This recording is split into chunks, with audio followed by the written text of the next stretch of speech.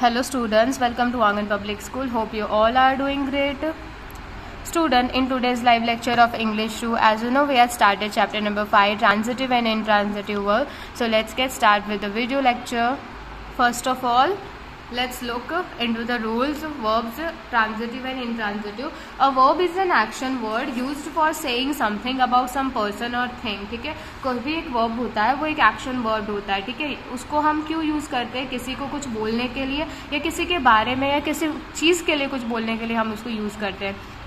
Verbs are two main types. ठीक है, verbs को two main types होते हैं, transitive और intransitive. A verb is transitive if the action does not stop with the agent. वो verb transitive होते हैं जिसका एक्शन एजेंट के साथ में स्टॉप नहीं होता है, बट वो एक जगह से दूसरी जगह पे सामने वाले एजेंट के पास पास हो जाता है. A verb is transitive if the action does not stop with the agent doer but passes from the agent to something else. Example, the hunter shot a tiger. In sentence 1, the action of shooting passes from the agent hunter to tiger. ठीक है, sentence 1 में जो आपका shooting वाला action है वो एक shooting से पास होके किसकी तरफ जा रहा है? टाइगर की तरफ जा रहा है. ठीक है, तो इसमें जो आपका है पासिंग, जैसे हंटर से टाइगर की तरफ जा रहा है, तो ये आपका एक ट्रांजिटिव वर्ब है. फिर second, the boy made a kite. In sentence the action of making passes from the agent to boy to kite. Okay, इसमें क्या है? इसमें सेकेंड सेंटेंस में जो एक्शन है आपका मेकिंग का, वो पास होके एजेंट, मतलब एजेंट जो बॉय है आपका, वहां से पास होके वो काइट की तरफ जा रहा है. ठीक है, तो ये the words tiger and kite are called the objects and the verbs shot and made are transitive verb. इसमें जो टाइगर है, काइट है, वो आपके ऑब्जेक्ट है. मतलब आपके ट्रांजिटिव में एक सॉलिड ऑब्जेक्ट होना बहुत जरूरी है, तभी वो ट्रांजिटिव कहा जाएगा. और जिसमें आपका सॉलिड वर्ब नहीं है वो आपका intransitive रहेगा. The verb is intransitive when the action stop with the agent and does not pass to anything else. Okay, जब आपका verb intransitive होता है तब उसका जो action होता है वो agent के साथ ही stop हो जाता है और सामने दूसरे कहीं पे pass होता नहीं है. The verb is intransitive when the action stop with the agent and does not pass to anything else. Example, the sun rises in the east. The action of rising stop with the agent sun and does not pass to anything else. The action of rising, जो rising का action है वो agent के साथ ही stop हो जाता है. And sun and does not pass to anything else, और वो सामने किसी और के पास पास होता नहीं है. Example, the god fell into the well. In sentence 2, the action of falling stop with the agent got and does not pass to anything else. इसमें sentence 2 में क्या है? जो falling का action है वो agent के साथ, agent मतलब god के साथ ही stop हो जाता है. ठीक है, the god falling, बस that's it. इसमें कोई भी आपको पर्टिकुलर कोई भी ऑब्जेक्ट दिया नहीं है. और जो वेल है वो कभी आपका ऑब्जेक्ट नहीं होता है. ठीक है, वेल आपका ऑब्जेक्ट नहीं, उसको ऑब्जेक्ट में हम नहीं मान सकते. And does not pass to anything else, और वो किसी पे सामने पास होता नहीं है. The verbs such as rises and fell which do not need object, जिसको ऑब्जेक्ट की जरूरत नहीं पड़ती है. ठीक है, राइजिंग को ऑब्जेक्ट की जरूरत नहीं पड़ती है, फॉलिंग को भी ऑब्जेक्ट की जरूरत नहीं पड़ती है, तो इसका कोई सेंस बनता नहीं है. To make a full sense are called intransitive verb. Okay, अब हम एक्सरसाइज करेंगे तब आपको ये क्लियरली थोड़ा बहुत अच्छे से समझ में आ जाएगा स्टूडेंट. ठीक है, एक्सरसाइज के थ्रू हम समझ पाएंगे इसको properly. Now underline the verbs in the following sentence. आपको जो वर्ब्स है उसको सेंटेंस में अंडरलाइन करनी है. इन state in case whether the verb is transitive, और आपको बताना है कि अगर आपका वर्ब ट्रांजिटिव है और इनट्रांजिटिव है. ठीक है, आपको वर्ब में अंडरलाइन, पहले आपको वर्ब में अंडरलाइन करनी है, और जहां पे आपका वर्ब ट्रांजिटिव निकलना है तो उसमें आपको ऑब्जेक्ट भी मेंशन करना है वहां पे, और ट्रांजिटिव के लिए टी लिखना है और इनट्रांजिटिव के लिए आई लिखना है. Okay, the boy through stones at the frock, तो वो क्या है आपका ट्रांजिटिव, क्योंकि उसके अंदर सॉलिड ऑब्जेक्ट है. थ्रू क्या है आपका वर्ब है, और उसमें एक सॉलिड ऑब्जेक्ट है कि जो बॉय है वो एक पत्थर मार रहा है, पर किसको मार रहा है? फ्रॉक को मार रहा है. तो frock is not the direct object. ठीक है, इसमें जो आपका जो ऑब्जेक्ट है वो है स्टोन्स. ठीक है, इसमें जो ऑब्जेक्ट है वो स्टोन्स, तो स्टोन से मार रहा है. जैसे उसने ऐसा होता खाली the boy through at the frock, पर क्या थ्रू? ठीक है, वो क्या मार रहा है? तो पत्थर मार रहा है. तो the stones is your object and it is a transitive verb. The ring fail into the well. इसमें स्टूडेंट्स जो रिंग है वो आपका ऑब्जेक्ट है. ठीक है, ये एक थिंग है, मतलब एक थिंग की बात कर रहे हैं और वो एक ऑब्जेक्ट है, तो उसमें क्या लिखेंगे हम? ट्रांजिटिव लिखेंगे, और पास में लिखेंगे रिंग, और आपका जो वर्ब है वो हो जाएगा fail. The tiger jumped out of its den. जो टाइगर है उसने अपने जंप से बाहर जंप किया, तो ये इनट्रांजिटिव है स्टूडेंट. ठीक है, इसमें कोई भी आपका सॉलिड ऑब्जेक्ट नहीं. तो डेन कभी आपका डायरेक्ट ऑब्जेक्ट हो ही नहीं सकता है. ठीक है, it is not a particular object. ठीक है, ये आपका पर्टिकुलर ऑब्जेक्ट नहीं हो सकता, इसमें कोई पर्टिकुलर सॉलिड ऑब्जेक्ट आपको दिया नहीं है, so it is an intransitive. He loved his mother very much, सिर्फ इसमें इतना बताया कि वो अपनी मम्मी से बहुत ज्यादा प्यार करता है, ठीक है। तो इसमें कोई भी सॉलिड ऑब्जेक्ट इसमें दिया नहीं है, ना मदर आपका सॉलिड ऑब्जेक्ट है, ना हिज, ना वेरी मच, आपका कोई यहाँ पे सॉलिड ऑब्जेक्ट दिया नहीं है। और आपका जो लव्ड है वो है आपका verb. She looked down from the bridge, ठीक है, she look down from the bridge, पर देख रही है नीचे, पर नीचे किसको देख रही है, जैसे किसी को फिश को देख रही है, कोई पत्थर को देख रही है, किसको देख रही है, बोट को देख रही है, यहाँ पे कोई भी चीज मेंशन नहीं की है, तो ये टोटली एक इनट्रांजिटिव वर्ब है, ठीक है। लुक्ड है वो आपका वर्ब है, ठीक है, वो नीचे देख रही है पर किसको देख रही है, तो आपका ऑब्जेक्ट इसमें मिसिंग है, तो ये इनट्रांजिटिव वर्ब है।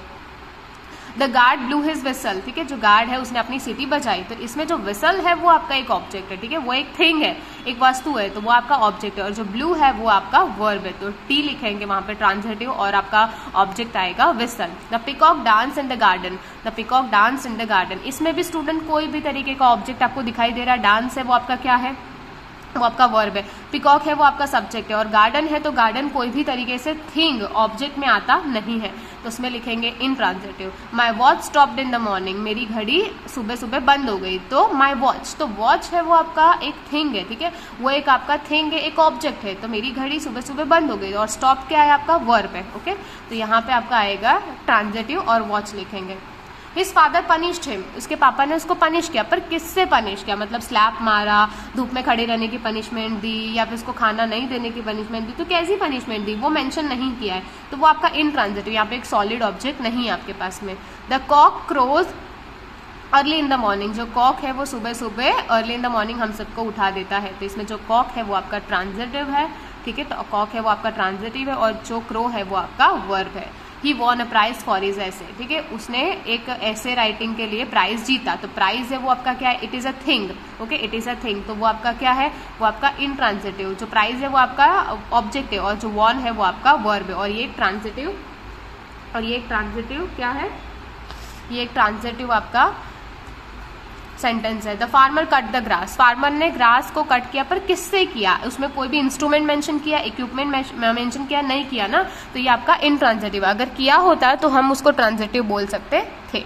Jawaharlal Nehru wrote the Discovery of India, Jawaharlal Nehru ने द डिस्कवरी ऑफ इंडिया लिखा, पर उसमें ऐसा लिखा होता कि Jawaharlal Nehru wrote the Discovery of India, ठीक है, उसमें बुक वगैरह ऐसा कुछ मेंशन किया होता कि इस तरीके से मेंशन किया, तो हम बोल सकते थे yes it is a transitive verb, क्योंकि वहां पे आपको एक पर्टिकुलर थिंग मेंशन किया था। डिस्कवरी ऑफ इंडिया कोई ऑब्जेक्ट नहीं होता, ठीक है, तो वो आपका इनट्रांजिटिव, मतलब आपको सिंपली इसमें ऑब्जेक्ट ही फाइंड करना है। जब आपको ऑब्जेक्ट मिल जाएगा इसके अंदर, तो वो आपका क्या बन जाएगा, वो आपका ट्रांजिटिव मिल जाएगा, ट्रांजिटिव बन जाएगा। ही सेट ऑन ए बेंच, तो सेट क्या है आपका वर्ब है, और बेंच क्या है आपका, बेंच आपका थिंग है, ठीक है, एक ऑब्जेक्ट है, तो बेंच आपका ऑब्जेक्ट है और वो एक ट्रांजिटिव वर्ब है।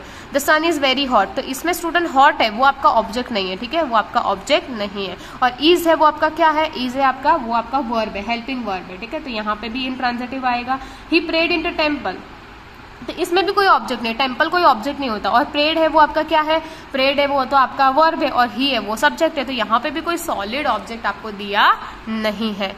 Question exercise 2 the following sentence have transitive verb, complete them by supplying suitable object, यहाँ पे आपको सूटेबल ऑब्जेक्ट सप्लाई करने। He solve the problem correctly, the lion killed a deer in the forest, the policeman caught a thief from his house, he put down his toys under the cot, I know very well about him, the horse kicked the man hard, she opened the door at night, the carpenter made a sofa in my house, the cobbler mend our shoes in his shop, the sun gave us energy to us। और ये सारे क्या है आपके student, ये सारे आपके suitable objects है जिसको हमको ट्रांजिटिव, और ये सारे आपके जो है ना वर्ब्स, ये सारे आपके ट्रांजिटिव वर्ब्स है, ठीक है। हमने इसमें क्या लगाया, हमने इसमें सूटेबल ऑब्जेक्ट्स लगाए हैं, ओके स्टूडेंट। तो आपको होमवर्क में ये दोनों एक्सरसाइज आपको वर्कबुक में लिखनी है, और एक्सरसाइज 1 आपको नोटबुक में मेंशन करना है। अब स्टूडेंट मैं आपको पेपर स्टाइल एक्सप्लेन कर देती हूँ, ठीक है, मैं आपको पेपर स्टाइल एक्सप्लेन कर देती हूँ। स्टूडेंट तो आपका फर्स्ट क्वेश्चन है वो है read the following passage carefully and answer the following question, ठीक है। ये कौन सा वाला है स्टूडेंट आपका, ये कॉम्प्रीहेंशन पता है, हमने वो लिंकन वाला किया था जो पेज नंबर आपका 36 पे है, तो वो आपको फिनिश करना है, ठीक है, वो आपको एग्जाम में पूछा जाएगा इस तरीके का पैसेज, ठीक है, ऐसा पैसेज पूछा जाएगा आपको। और सेकंड जो क्वेश्चन है बी में, उसमें फिलिंग द ब्लैंक्स पूछे जाएंगे, जिसमें ए और एन आपको, जहाँ पे आपको ए और एन, जो इनडिफाइनेट आर्टिकल मैंने आपको करवाया था, जहाँ पे आपको ए और एन यूज करना था, ये वाला, तो जैसे the rubber is an interesting thing, I met a beggar on a road, she was a princess. तो इस तरीके के आपको ए और एन वाले पूछे जाएंगे स्टूडेंट्स सेकंड क्वेश्चन में। थर्ड वाला जो क्वेश्चन है सी, उसमें filling the blank sentence with suitable adverb of manner, time and place, और ये एडवर्ब वाले चैप्टर में से आएगा स्टूडेंट, जहाँ पे आपको एडवर्ब्स पूछे जाएंगे। ठीक है, उसमें आपको एडवर्ब्स आपको बताना है। जो हमारा चैप्टर था एडवर्ब वाला वो था हमारा चैप्टर 11 चैप्टर था। ठीक है, यहाँ पे आपको सूटेबल एडवर्ब पूछे जाएंगे और काइंड्स ऑफ एडवर्ब वाला चैप्टर भी आपको आने वाला है। ठीक है, तो उसमें प्लेस और टाइम के अकॉर्डिंग भी पूछा जाएगा और खाली सिर्फ एडवर्ब है वो भी पूछे जाएंगे। Okay, arrange words in a proper order so that it can be meaningful sentence. ठीक है, अभी आपको इसमें ऑर्डर अरेंज करना था। ठीक है, तो वो चैप्टर नंबर 1 है ना आपका स्टूडेंट, उसमें से आपको पूछा जाएगा। जैसे कि मैं आपको एक क्वेश्चन बताती हूँ, milk the gives cow us. ठीक है, तो the cow gives us milk, ऐसा आपको पूछा। Has green a he pen, he has a green pen, तो इस तरीके से आपको पूछा जाएगा। फिर है suitable subject, supply suitable subject to the following predicate. ठीक है, यहाँ पे आपको प्रेडिकेट लिखना पड़ेगा। इस तरीके की फिलिंग द ब्लैंक्स आएगी जहाँ पे आपको यहाँ पे प्रेडिकेट दिया होगा और आपको वहाँ पे सब्जेक्ट लिखना पड़ेगा। जैसे the sun shines in the sky, the bell will ring soon, तो आपको यहाँ पे सब्जेक्ट मेंशन करना पड़ेगा और आपको दी क्या जाएगी, वहाँ पे आपको प्रेडिकेट दिया जाएगा। ठीक है, अब आपको interrogative sentence, type of sentences था ना हमारा, वहाँ पे आपको इंटरोगेटिव काइंड्स ऑफ सेंटेंसेस पूछा जाएगा। उसमें कोई भी तरीके के सेंटेंस आपको पूछ सकते हैं। जहाँ पे आपको इंटरोगेटिव वाला एक क्वेश्चन है जहाँ पे आपको सिर्फ इंटरोगेटिव, मतलब Edison invented What invented the phonograph। ठीक है, तो who invented the phonograph? The farmer decided to sell his cow, तो what did the farmer decide। ठीक है, उसने क्या डिसाइड किया, तो what did the farmer decide। तो इस तरीके के क्वेश्चन आपको आएंगे। यूज इज और are in each of the this. ठीक है, आपको इज और आर यहाँ पे फील करना रहेगा, जो हमारा चैप्टर नंबर 7 का है, सॉरी चैप्टर नंबर 6 का है, इज और आर। जैसे कि हमने एक एग्जांपल किया था, a bundle of notes is missing from the drawer, all Indians are my brothers and sister, यहाँ पे आपको इज और आर मेंशन करना रहेगा।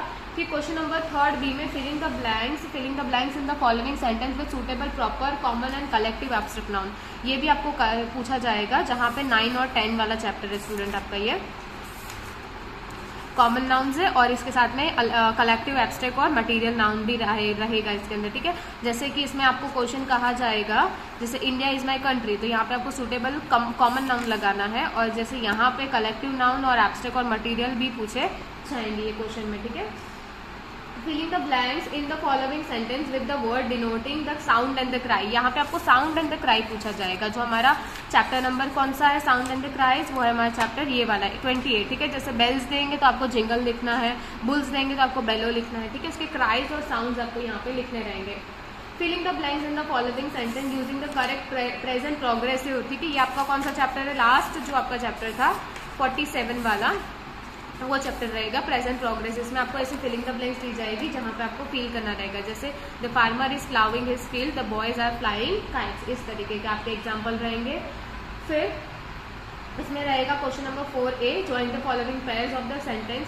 और स्टूडेंट क्वेश्चन नंबर 2D में, वहाँ पे D में ट्रांजिटिव और इंट्रांजिटिव वाली आपको फिलिंग द ब्लैंक्स पूछी जाएगी। ओके, वो मैं आपको बताना भूल गई थी। Join the following pairs of the sentence using either and but, यहाँ पे आपको चैप्टर नंबर 7 से पूछा जाएगा एंड बट से। ठीक है, जैसे कि इसमें क्वेश्चन हमने लिया था लाइव लेक्चर में, work hard you will surely succeed, work hard and you will surely succeed. Hari is honest, Gopal is honest too, Hari and Gopal are honest. ठीक है, इसमें से किसी भी तरीके से आपको पूछ सकेंगे वो लोग क्वेश्चन में से। फिर क्वेश्चन नंबर 4B में filling the blanks in the following sentence using the correct opposite of the underline word underline, यहाँ पे आपको अपोजिट पूछे जाएंगे और यहाँ पे आपको और भी ऑप्शन देंगे। चेंजिंग द जेंडर, यहाँ पे आपको जेंडर चेंज करना रहेगा। ठीक है, तो दोनों ऑप्शन देंगे, जैसे प्रिंस है तो प्रिंसेस हो जाएगा, अपोजिट में कैसा रहेगा, अपोजिट में हो जाएगा लॉन्ग, तो लॉन्ग का क्या हो जाएगा, शॉर्ट। तो वो जो हमारे चैप्टर्स है वो आपको अपोजिट वाले और ये जेंडर वाले करने रहेंगे। क्वेश्चन C में पंचुएट, यहाँ पे आपको पंचुएशन मार्क्स का यूज करना रहेगा स्टूडेंट। ठीक है, जो हमारा कौन सा चैप्टर है, पंचुएशन वाला हमारा चैप्टर है 14 वाला। ठीक है, तो 14 वाले चैप्टर में हमको कौन से वाले क्वेश्चन किए जाएंगे, 14 चैप्टर में आपको इस तरीके के क्वेश्चन देंगे वो लोग। ठीक है, एक्सरसाइज 2 में है उस तरीके के आपको क्वेश्चन दिए जाएंगे। जैसे will Gopal win the match at Pune, तो आपको क्या करना है, पंचुएट करना है, W है तो उसको कैपिटल करना है और यहाँ पे आपको क्वेश्चन मार्क पुट करना है। ठीक है, पंचुएशन यूज करना रहेगा।